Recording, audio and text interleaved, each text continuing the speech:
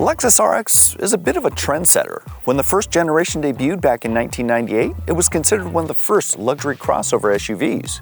In 2005, it was the first hybrid in its class, and to this day, it remains a solid choice that combines comfort and efficiency. The fifth generation Lexus RX was just redesigned last year, and the big news for 2024 is the addition of this, the RX 450 Plus plug-in hybrid model. Before we get into this review, do us a favor, hit those like and subscribe buttons below to get all of our latest content.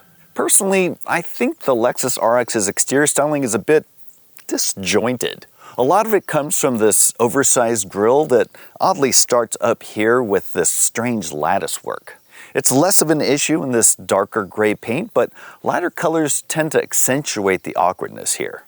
This big hump right at the front of the hood also tends to remind me of an ungainly protruding forehead, making the front seem a bit heavy and not at all sleek. Down the side, there's a bit more visual heaviness added down here by this rocker panel that grows as it envelops the rear fender. Just above, we have this chrome trim element that swoops down to give the RX that floating roofline that other vehicles have recently adopted. I can't say that I'm a fan of the exterior styling, but I also realize that design is subjective. So what do you think? Do you find the Lexus RX's styling appealing, or do you agree with me that something's just a bit off? Let us know in the comments below. There are 4 RX models to choose from, starting with the base RX 350 that comes with a 275 horsepower 2.4-liter 4-cylinder engine. Above that is the RX 350h Hybrid, which goes with a 2.5-liter 4-cylinder, and it makes 246 horsepower. The new RX 450h Plus increases that output to 304 horsepower and gets a much larger 18.1 kilowatt-hour battery. On a full charge, Lexus estimates you could get 37 miles of electric-only range. On a level 2 charger, it should only take about 2.5 hours to fully replenish the battery. At the top of the lineup is the RX 500h with 366 horsepower. It represents the sportier side of the lineup. Transmissions vary depending on which model you choose. This gets a continuously variable transmission, as does the RX 350h. The base RX 350 gets an 8-speed automatic, while the RX 500h gets a 6-speed auto. All-wheel drive is standard on all models except for the base RX 350. There are also several trim levels to choose from, but in the case of this RX 450 Plus, it only comes in the top luxury trim. Meanwhile, the RX 500h is only available in the F-Sport Performance trim. That means this RX 450 Plus is the most expensive model in the lineup, costing about 10 grand more than the base RX 350. So what do you get for the money? Let's hit the road to find out. Except for a few anomalies, Lexus isn't known for performance. Instead, it concentrates on what shoppers want most, and that's comfort. That's not to say the RX is weak though. It gets up to speed with ease and should exceed most drivers' expectations for power. Lexus estimates it'll reach 60 miles an hour in 6.2 seconds, while supporting models should get there about a second slower. It gathers speed smoothly thanks to initial electric propulsion, and there's plenty of oomph to pass slower traffic. Responses to the pedal are also appropriate for a luxury SUV. Not everything has to be a sports car after all. The brake pedal is on the soft side, which is also appropriate, and you won't feel the transition between hybrid, electric, gas, and the physical brakes. Behind the wheel, the RX does feel larger than it is, and on a winding road like this, it feels especially wide. So I'm not really tempted to drive this with any sporting intent. That's probably good, since the suspension is fairly soft when compared to some other SUVs. I definitely feel some body roll when cornering, and when I hit a bump, I'll often feel a couple residual bounces here or there. While that doesn't encourage me to drive any harder, it does provide a very calm and smooth ride. And that really is Lexus's strength. If you really want more handling performance, the RX 500h or the RX 350 F Sport might be a better choice. As I said, performance isn't really Lexus's strong suit, so if you're one of those rare-spirited drivers, you may be better served by some of its rivals. In addition to the smooth ride, this RX gains more comfort points for its quiet cabin. You'll hear a hint of road noise from the tires, but otherwise, it's very peaceful in here. Well, that's until you park in a really tight spot. Some of the safety features are a little oversensitive and can fill the cabin with a cacophony of beeps and chimes when you get close to other vehicles or objects. On the plus side, you can adjust some of the sensitivity or just deactivate the ones that you don't need. All in all, this RX 450h Plus is a middle-of-the-road pick in terms of performance and driving enjoyment. It has more appeal for those focused on luxury, so let's pull over and go over the interior. The Lexus RX's interior styling is far less polarizing than the exterior. The cockpit features a more cohesive design with this huge 14-inch infotainment touchscreen dominating the dashboard. Some of the supporting trims get a smaller 9.8-inch display. This current infotainment system marks a huge improvement over Lexus's previous attempts. Logical menus, quick responses, and sharp graphics all contribute here. It also has a decent voice activation system that allows you to use more natural speech patterns. All you have to do is hit the voice button here and say something like set temperature to 70 degrees and it'll do it for you. Likewise, it works for navigation. You can say something like, where's the nearest Starbucks? And it'll set it as a destination. It's not as feature-rich as Mercedes' MBUX system, but it certainly comes in handy in a lot of situations.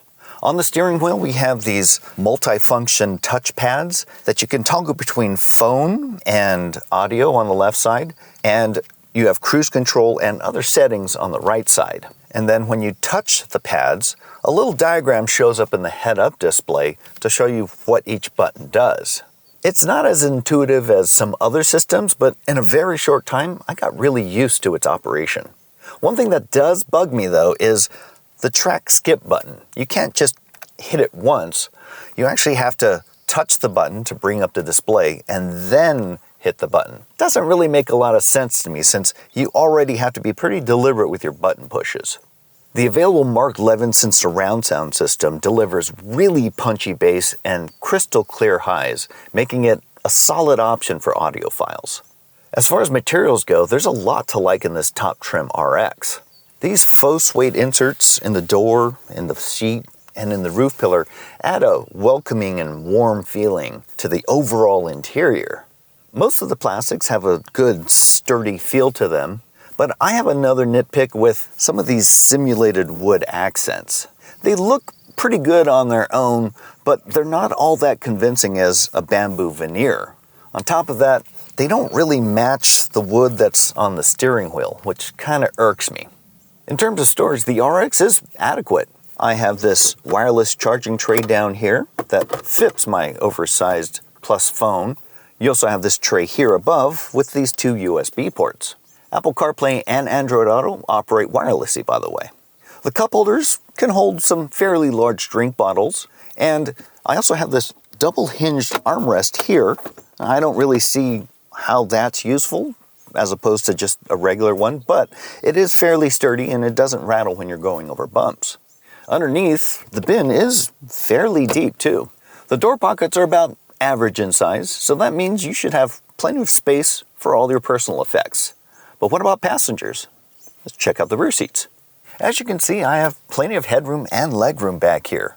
I'm 5'10" and still have a little bit of space above and plenty of space under the front seat for my feet. You have separate climate controls here, as well as two USB-C charge ports, and you also have these nice window shades. There's one thing that's a little strange though. There's this weird plastic pad here that seems completely out of place. It seems like they should have just covered it with carpet. These seats are also mounted just a little bit higher than the front, giving you a better outward view. That can be especially helpful if you're prone to motion sickness. All Lexus RX models come with a power liftgate and hands-free operation is available. The cargo floor is a little tall for my taste, which means it might take a little more effort to load some bulkier objects. Helping matters are these power folding seat backs, so you won't have to walk around to the side to stow the seats. Behind the rear seats, the RX can hold up to 29.6 cubic feet of cargo. With them folded, that expands to 46.2 cubic feet. That should be plenty for most shoppers, and as you can see, there's a lot of usable space. Other SUVs in the class can hold more though. The Lexus RX starts right around $50,000 for the base front drive RX 350, which is estimated to return 25 mpg in combined city and highway driving. The hybrid RX 350h is only a few $1,000s more and is estimated at a much more impressive 36 mpg combined. This RX 450h Plus has a rather uncomfortable starting price just over $70,000, but in its defense, it is only offered in the top luxury trim. It should achieve about 35 mpg combined, but since you can drive it like an EV for up to 37 miles, it could make sense for you if you have regular access to a charger. Personally, I think the mid-range RX 350h hits the sweet spot in the lineup. You get much better fuel economy than the base engine, and you don't have to pay an arm and a leg to get it. It's possible to recoup the extra hybrid cost within a year or two, at which point you'll start saving money in the long run. Compared to other luxury SUVs, the Lexus RX comes up short in terms of performance and driver engagement, but should appeal to those who prioritize comfort and refinement.